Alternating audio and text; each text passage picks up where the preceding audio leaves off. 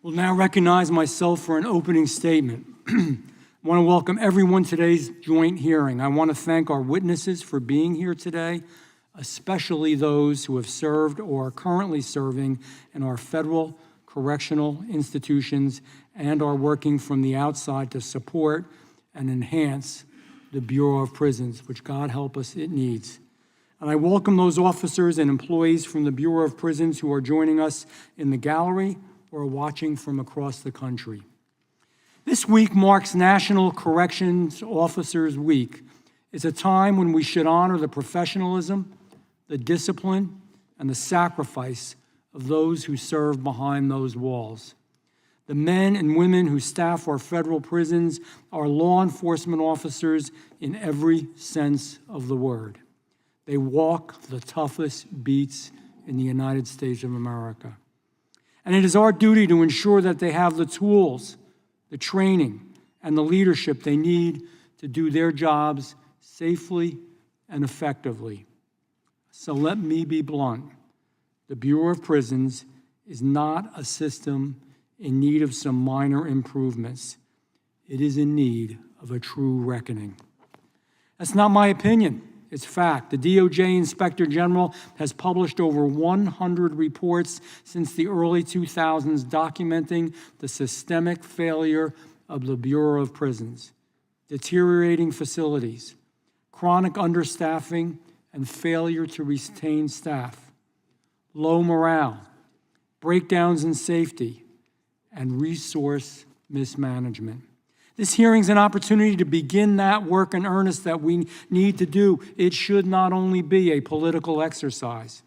It is a roadmap and an educational and constructive platform for the new director of the Bureau of Prisons, Mr. William K. Marshall III. Director Marshall steps into this role at a pivotal and promising moment. With decades of public service in corrections, decades of experience, he will be useful and helpful. Director Marshall now has the opportunity to chart a bold, credible, and accountable path into the future. To frame today's discussion, I want to identify some of the specific challenges that require urgent attention. First, staffing. The Bureau is currently operating with thousands of vacancies, including nearly 6,000 fewer staff than its authorized level. This is not sustainable to go in this direction. And as I've worked on this issue over the years, I've come to learn a lot about correctional officers, not just what they do, but what they endure. I'm going to give you some stats, but I know, I was in the state Senate, I was in the state legislature in the state of New Jersey for 16 years. And we had the prison gang task force, and we went to every single prison in the state of New Jersey. And to see what they had to put up with, what was going on, the challenges they had, was a real eye-opener for me. I have always had a special place in my heart for correctional officers.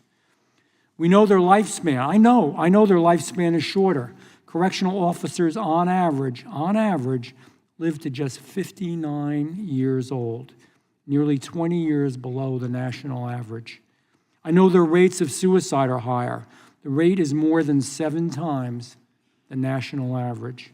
I know they get sick more. Stress, sleep deprivation, trauma drive higher rates of heart disease and high blood pressure. I know they get divorced more often. Their divorce rate outpaces nearly every other law enforcement official. I know they get paid less. In New Jersey, I know for a fact, federal correction officers make nearly just about half of what their state counterparts earn. This job has a price.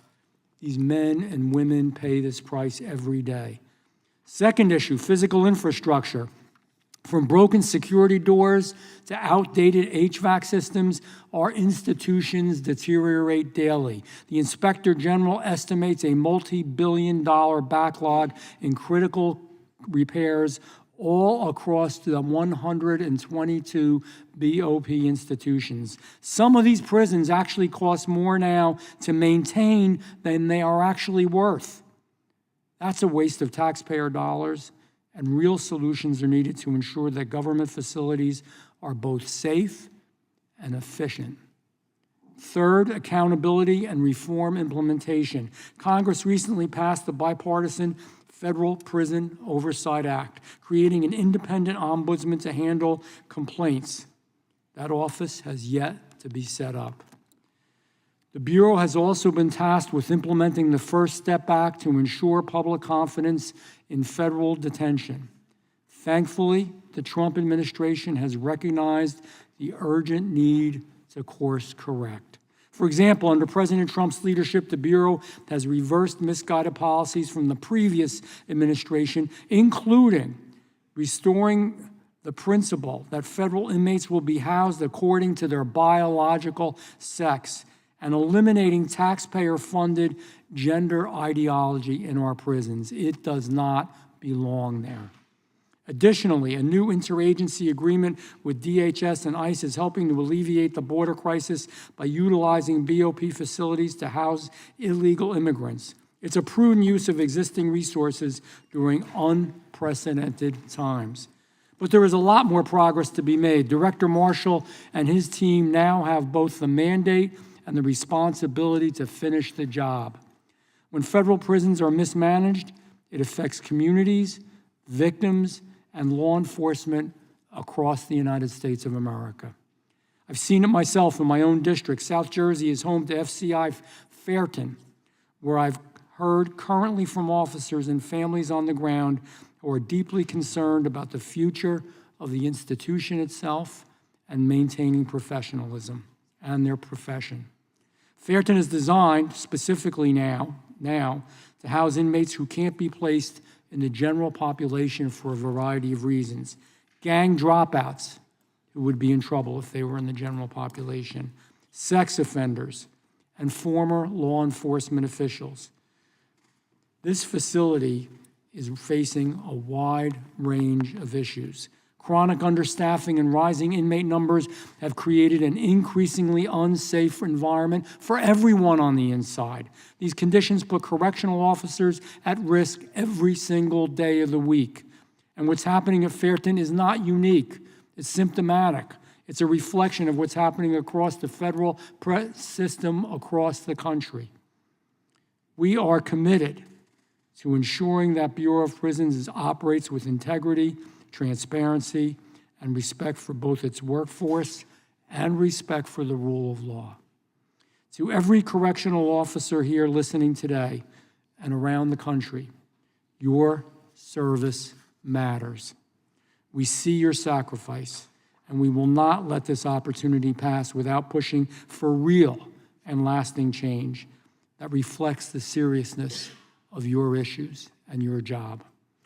I'd like to say, too, I believe that this is an area where on some issues, and not on all, but on some issues, where we can come together in a bipartisan way. There will be issues in which we disagree, but I do believe there are issues in which we come together. I want to thank you for that, and I will now recognize the ranking member